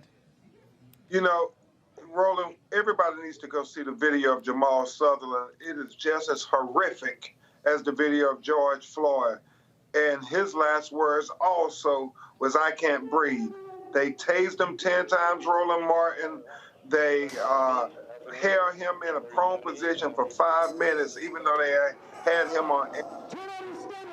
And the rule is, once you get them in handcuffs, immediately get them off their stomach because they can't breathe. And not only that, when he said, "I can't breathe," they put a spit mask over his head, and then they dragged him out the cell like he was a dog, even though he was already unconscious. And so the solicitor there in South Carolina, who has never, even with Walter Scott, has never charged a police officer for killing a black man. In fact, in the history of the state of South Carolina, a white police officer has never been charged for killing a black man. Let that sink in for a second, Roland Martin. And so his family are demanding full justice, not just partial justice. The city settled a civil lawsuit for $10 million, but the solicitor refuses to charge these officers, even with involuntary manslaughter, based on their reckless behavior, not having any consideration for his life or safety. And so his mother, Amy, said with her husband having his birthday today, all they want is justice for Jamal. They don't want no presents. They don't want no gift cards. They don't want any money. All they want is people to stand up and say justice for Jamal Sutherland. Obviously, it is very difficult for us to have to play that video, Amy. I can only imagine having to see it. But as Ben opened, he said, show the video. People need to see what happened to Jamal. They need to understand that what took place was wrong. And in fact, I think part of the problem is that a lot of these folks, they would prefer us not to show these videos because for them it's out of sight, out of mind, which means we don't care. That's right. Amy, you want to tell what the prosecutor told you the first day? Well, when we met the prosecutor, the first thing she said, even before she knew anything about us, she said, I'm not going to charge them because that's what they were trained to do. They were trained to murder black men in the state. And the prosecutor says it's okay. See, that's the thing right there that is troubling and is bothersome, Amy, when you have a prosecutor that is protecting a particular system. Here's my position. No, you charge them and you let a jury decide whether that was right or wrong. But when the DA won't even move forward, that's part of the problem. Exactly. And I know Attorney Carl Solomon and I have been saying that whole thing. And Reverend Rivers with National Network here locally said, you can't be the prosecutor and the jury. I mean, if you're going to declare them innocent even before there's an investigation, then why do we even have constitutional due process? I know Attorney Monique Presley will be sitting on her desk screaming that there is probable cause to at least charge the officers. And so Deacon Sutherland and Amy Sutherland, they are just so aggravated at the comments of the prosecutor talking about my hands are tied. We hear that all the time with the federal government. They say, oh, the bar is too high. Well, it's only high, Roland, when it's a white person killing a black person. But when it's reversed, they charge brothers and sisters every day with far less evidence than video, and nobody worries about whether we can get a conviction or not. They say we're going to charge them, and we'll let the jury make the decision, like you said, Roland Martin. Deacon Sutherland, it has to be difficult every time you see that video and that you and the family have not gotten any justice for Jamal. Yes, sir, Mr. Roland. We brought in new counsel, which is Attorney Ben Crump. We want to take this case in a different direction to get justice for Jamal. We need the world to see what they did to him and how reckless that they were. That wasn't police work. That was a lynching. That's right. That was a lynching. And what is so egregious about this is that there was a supervisor, a lieutenant, standing there watching the whole time. At what point when was he going to say, hey, that's enough? He did nothing. I mean, they just keep tasing them, Roland. Like, Amy? 45 points. I'm sorry, Ben, go ahead. And they keep tasing them 45 seconds. I mean, 45 seconds, Roland. Can you imagine being on your stomach and they keep tasing you and you're not conscious, you're not fighting anymore, but they keep tasing you. And your only crime is you black and you have a mental health condition. That should not equal a death sentence. And Amy, unfortunately, and this is the thing that, and I have had to talk, I've had to interview Sandra Bland's mother, Eric Garner's mother, Trayvon Martin's mother, Trayvon Martin's father, Michael Brown's mom and dad. And this is a fraternity and a sorority that nobody wants to join. And unfortunately, we continue to see new members every year, every month, every day, because there's a callous disregard for black life in South Carolina and in this country.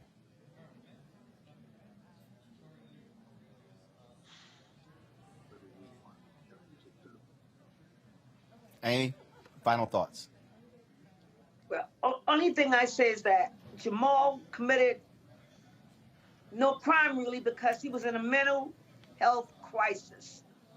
And innocent people are being murdered.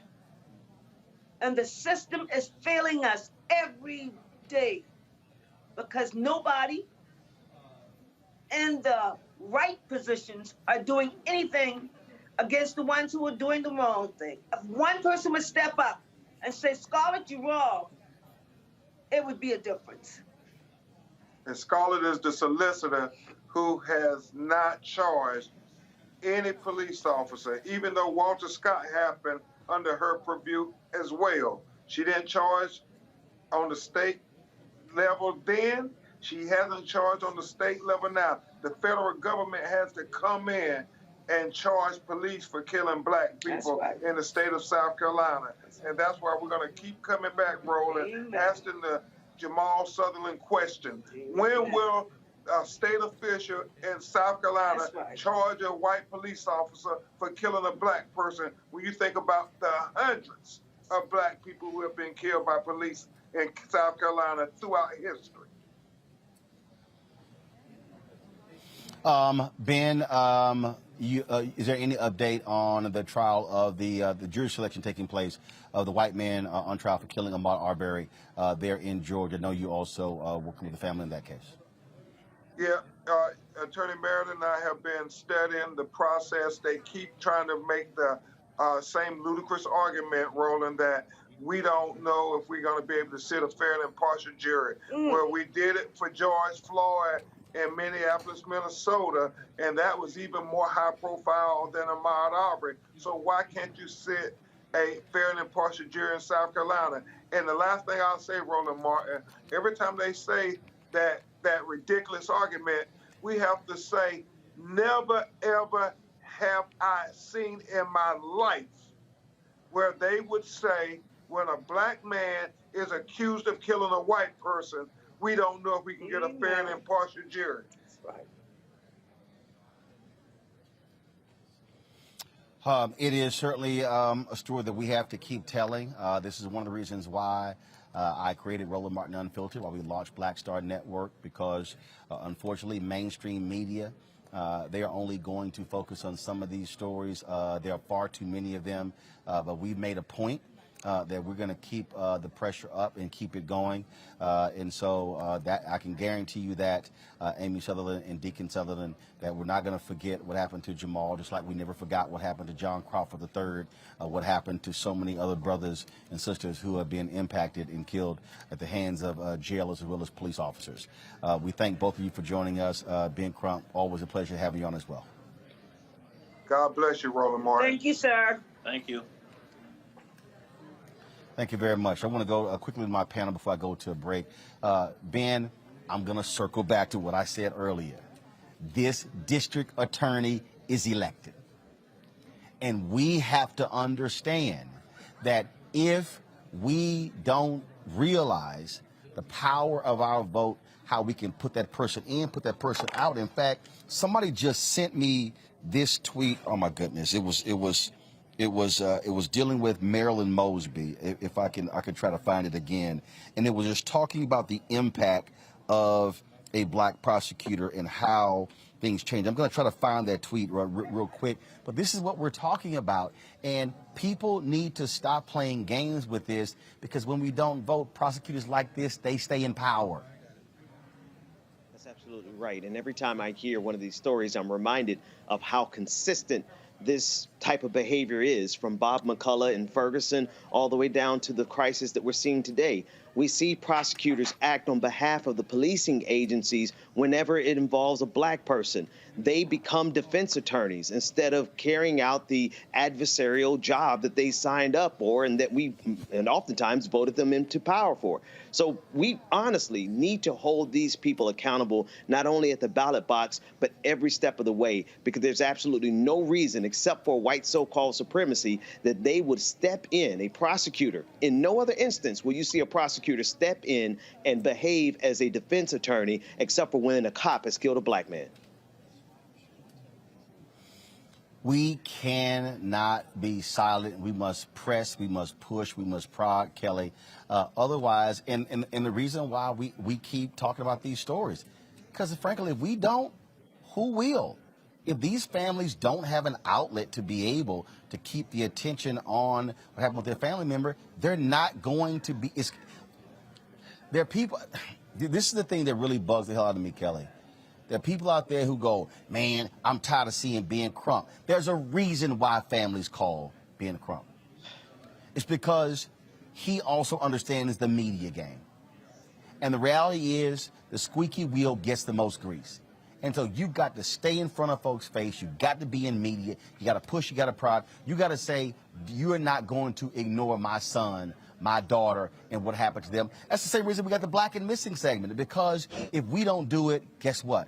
These black folks, they just simply go missing and no one says a damn thing. But that's exactly what happens. There are still, as much work as you have done, Roland, to bring light to the issues of Black and Missing and cases such as Jamal Sutherland. There are that many more and even then some cases and people who are missing and who have been, assaulted and rights have been infringed upon by police, and we don't know what those stories are because we don't hear them. Conversely, we are approaching month 2 of the Gabby Petito case on CNN and every other media news outlet. They get the backing because they are their own. And when we do not push, like you said, when we do not protect our own and try and figure out what happened to our own, frankly, nobody else will, because no one else cares. And if we don't care, no one else will. So, with this case and with others, you have to keep pressing, you have to keep moving, you have to keep protesting. And yes, it's exhausting. Yes, it feels like you don't get a break because it happens every single day. But if it's not going to be us to push these stories, no one else is. And those stories, those people are worth getting the message out so that it doesn't happen to somebody else. Mustafa? You saw the pain that was in Mama Sutherland's voice and in her eyes and in her face.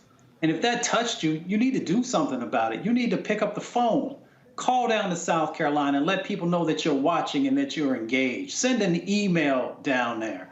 And then also make sure you're supporting the organizations who are trying to uplift folks. You got 47% of the folks who are being killed by police in South Carolina have been African American, but only 18.5% of the population is black. There's something that's wrong with that dynamic. So yeah, that's why our brother Ben is out there fighting and so many others. So you can't just watch these stories and be like, wow, that's too bad.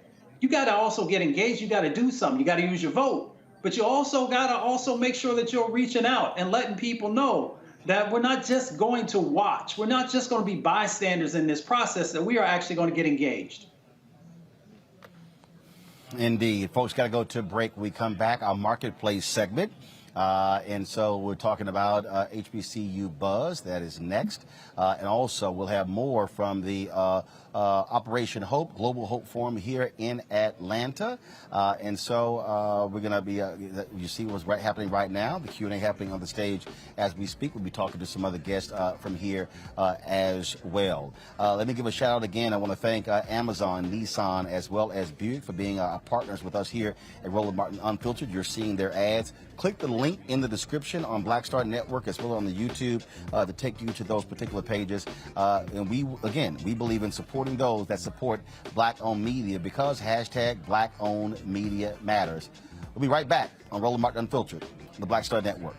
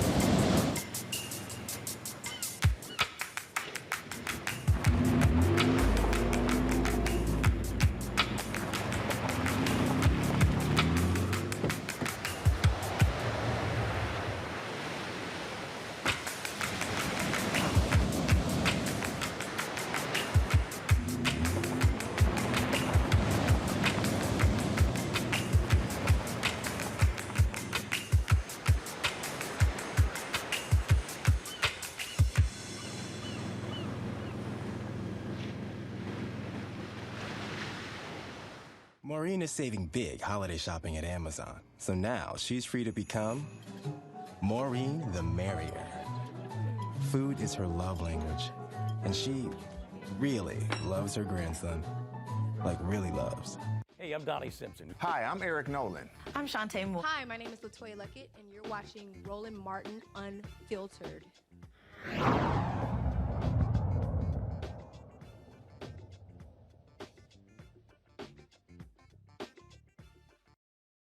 Possibly the negative corrosive effects of artificial intelligence. On the first one, that's like very nice of you to say. I am sure all of the credit goes Folks, we're here at the Hope Global Forum 2021 here in Atlanta, sponsored by Operation Hope. It is the 8th annual Hope Global Forum. We are live streaming this as we speak, and so we're glad to be here.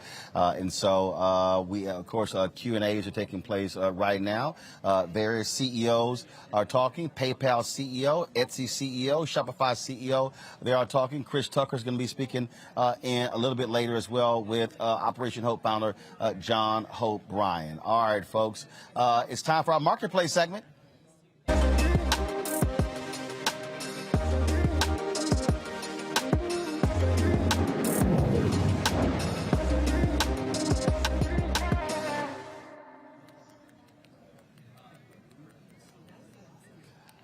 All right, folks, every single Tuesday we feature a black-owned business here on Roland Martin Unfiltered on the Black Star Network. Why is that important? Because we don't want to just talk about why we need to have black-owned businesses. We actually want to talk about individuals who are indeed in business. This week, we're talking about HBCU Buzz. HBCU Buzz. I want to bring up right now the founder and the CEO of HBCU Buzz, Luke Lawal Jr. Luke, he's based out of Los Angeles. Luke, how you doing? Hey, how's it going, man? All right, doing great. So what exactly is HBCU Buzz? Say that again. What exactly is HBCU Buzz? Oh, HBCU Buzz is a multimedia outlet founded on the campus of Bowie State University to showcase everything HBCUs.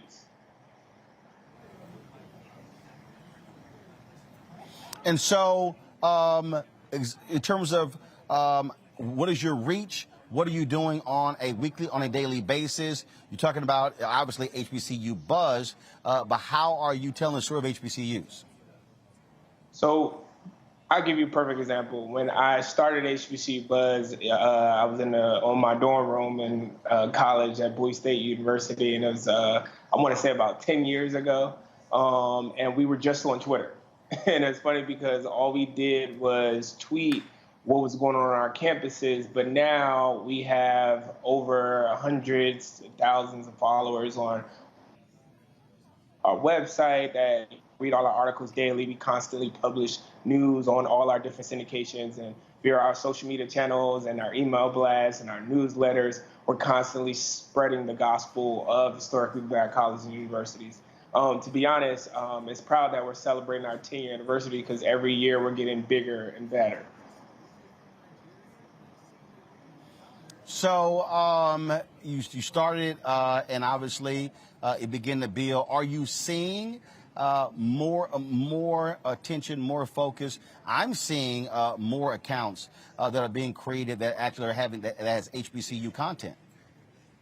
Yeah, I mean, what I love about this HBCU space, and probably one of the most important reasons why I started HBCU Buzz, is just to make sure there's no tree falling in the woods in our community, to make sure, every HBCU gets the coverage that they deserve, and seeing new outlets that come across, on the social channels and all the new news outlets that are coming out there is just an amazing thing. And even the attention that HBCUs are getting right now is just phenomenal.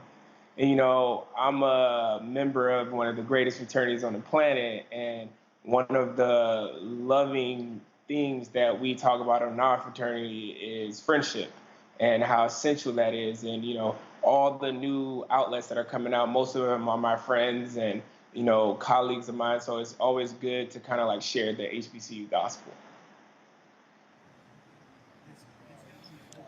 Questions from the panelists. Well, you mentioned Bowie, so might as well start with Kelly.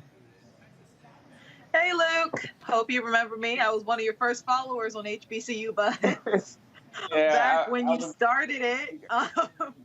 It's so good to see you again, and I'm incredibly proud of you. I guess just what's next? Are you thinking about doing streaming services, hard journalism? Is it going to be more on the entertainment side? What's next for HBCU Buzz?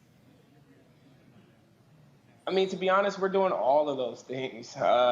We're one of the beauty of HBCUs is like, you know, there's an evergreen well, and the way we communicate is changing. It's funny, I just started my Snapchat account, and I realized the way our Gen Zers consume news is different. So we want to be more entertaining, more engaging, and more fun, and that's what we're looking forward to in the next 10 years. Ben. Yeah, great to see what you're doing, Luke. I wanted to know, do you have any type of polling or anything on your site that would indicate the best HBCU and why that HBCU is Bethune-Cookman University? You tried it.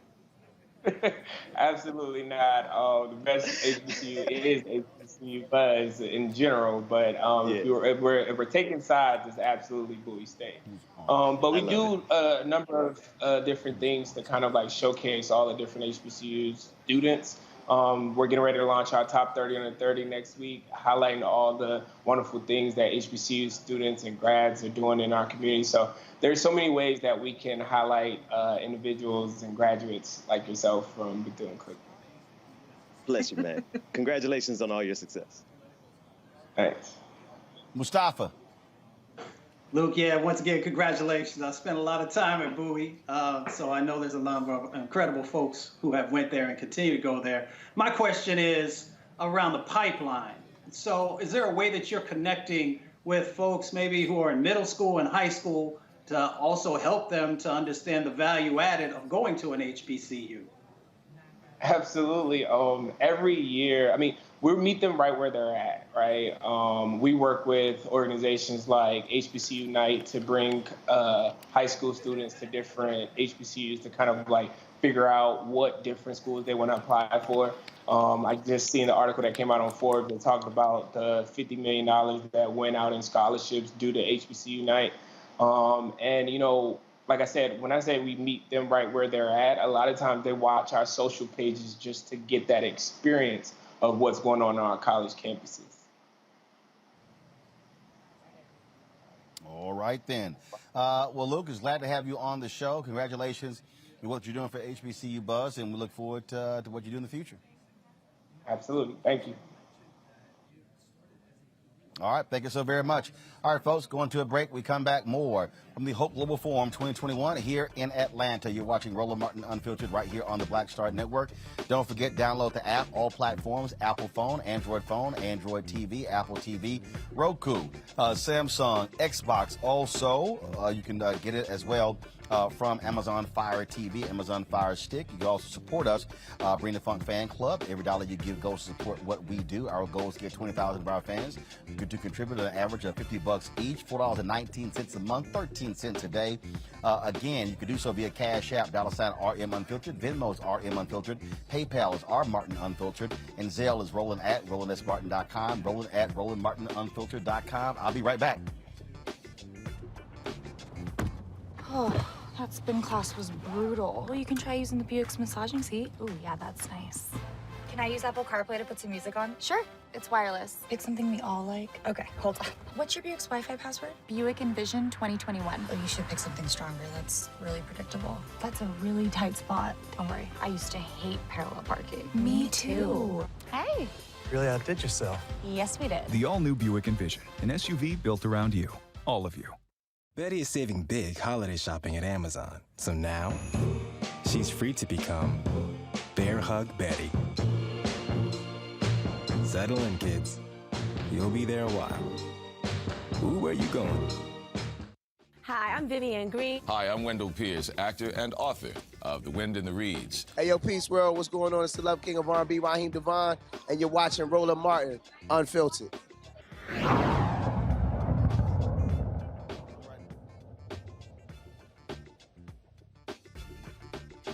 Folks, again, we're here at the Hope Global Forum 2021 here in Atlanta. We'll be here today, tomorrow, and Thursday live streaming. We have a feed of just this event taking place right now on Black Star Network, plus our YouTube channel.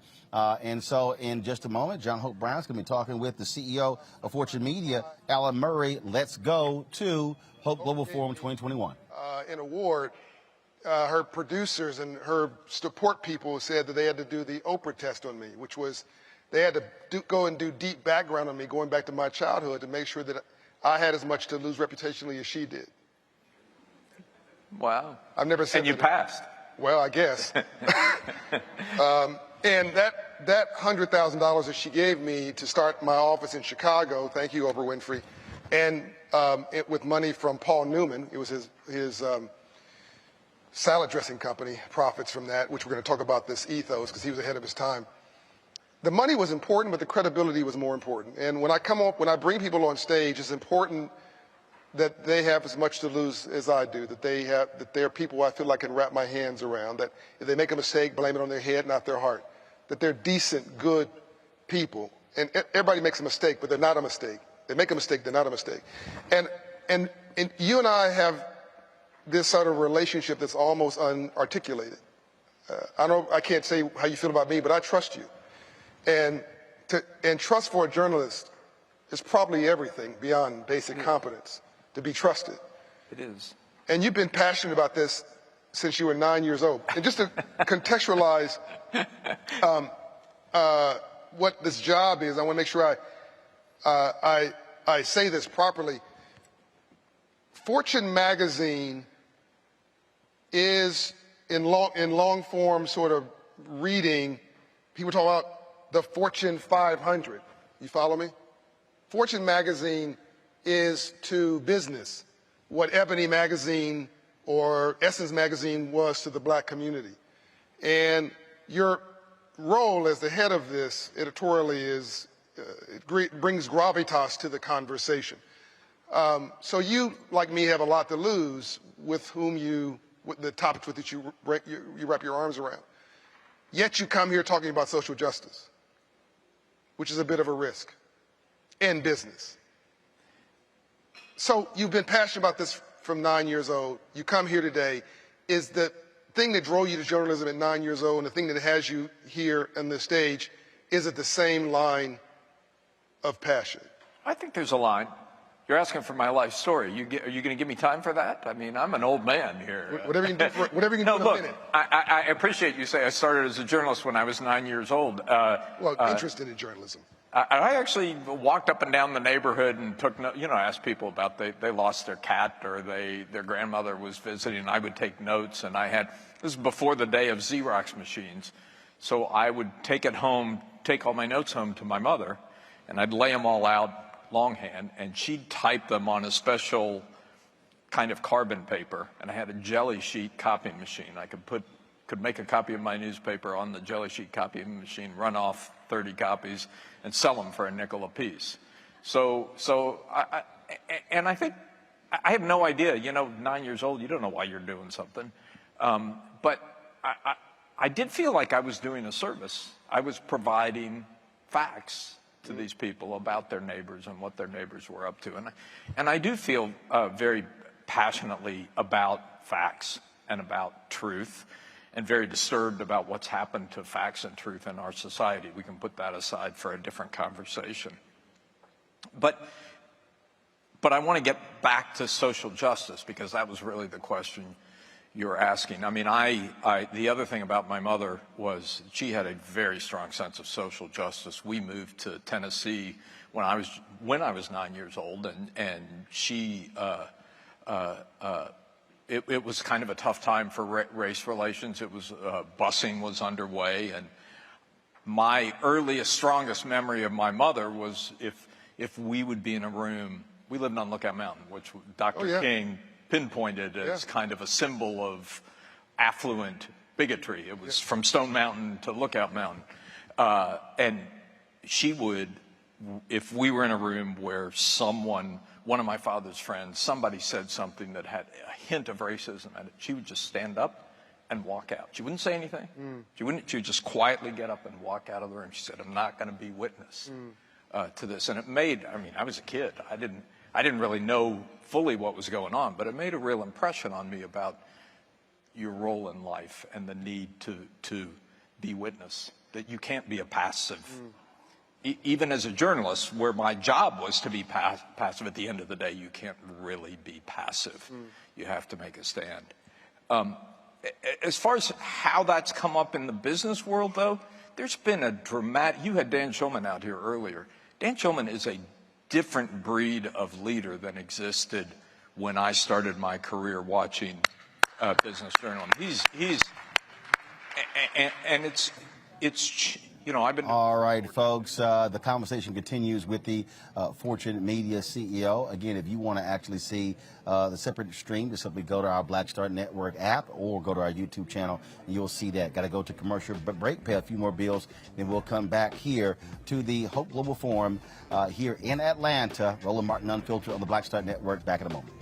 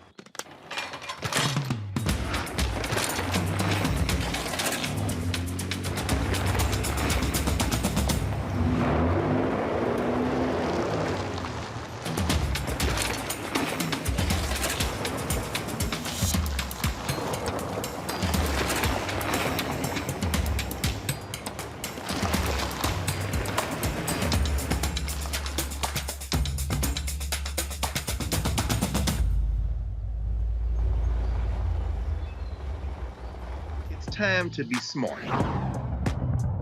Roland Martin's doing this every day. Oh, no punches! Thank you, Roland Martin, for always giving voice to the issues. Look for Roland Martin in the whirlwind, to quote Marcus Garvey again. The video looks phenomenal, so I'm really excited to see it on my big screen. Support this man, Black Media. He makes sure that our stories are told. See, this difference between Black Star Network and Black-owned media and something like CNN. I got to defer to the brilliance of Dr. Carr and to the brilliance of the Black Star Network. I am rolling with Roland all the way. Honored to be on a show that you own. A black man owns the show. Folks, Black Star Network is here. I'm real revolutionary right now. Roland was amazing on there. Stay black. I love y'all. I can't commend you enough about this platform that you've created for us to be able to share who we are, what we're doing in the world, and the impact that we're having. Let's be smart. Bring your eyeballs home. You can't be Black-owned media and be scared. You dig?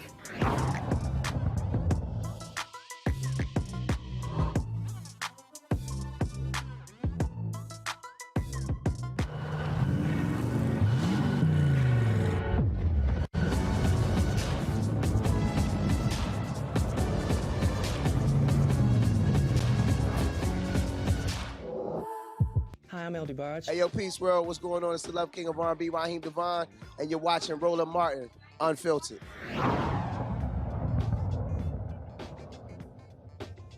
And so, folks, again, we're live here in Atlanta at the Hope Global Forum 2021, meeting the moment, hashtag HGE21. Right now, John Hope Bryant, who is the founder of Operation Hope, which sponsors this. He is on stage right now having a conversation with Alan Murray, who is the CEO of Fortune Media. Next up is going to be a conversation with Khan Academy founder Sal Khan, who we had right here on Roland Martin Unfiltered. And a little bit later, it's going to be a conversation with Etsy CEO Jamal Sutherland. And then there'll be a conversation with actor, comedian Chris Tucker. Let's go back to the room to listen in on this conversation. Great value in business. So, yeah, absolutely. So what I'm hearing, I'm hearing this theme. Sam inferred it. Dan said it. You're underscoring it. This is very exciting stuff. You're telling me that what used to be sort of at the periphery, the human good, wellness, societal benefit, social justice, that we would call it, that these things are increasingly core. They are the core. They are the core. And look, we live in a very cynical society, and a lot of my colleagues in the press are very cynical. And so people, you know, when all those statements come out about George Floyd, people roll their eyes. And some of them probably were, you know, only words and not backed up by action. But the fundamental nature of business is changing, and it's changing in a good way because these issues are at the core of. So name a few, if you will, either individuals or companies that you think are getting it right these days. And I want to pivot to what the Business Roundtable did and how that's changed the nature of valuing what they call shareholder value. But I'll get to that in a minute. Let's talk about, and is Dan Shulman an outlier, or is he the new? So look, I've heard this. It's really over the course of the last decade. I think it was since the Great Recession that I started hearing this more and more. And when I have the opportunity in my job to speak to a lot of CEOs, and I ask them questions. And when I hear them say the kinds of things Dan says, I push them and say, why? Why are you saying this? I would have said Dan was an outlier 10 years ago. Mm-hmm. Less so today. I mean, it's probably not the majority, but it is a steadily growing group. You talk about the Business Roundtable statement. So one of the people who was instrumental in that was Ginny Rometty, who at the time was CEO at IBM. One of the things that she's done at IBM is say, we have a responsibility to train people. It gets to what Sam Altman was talking about.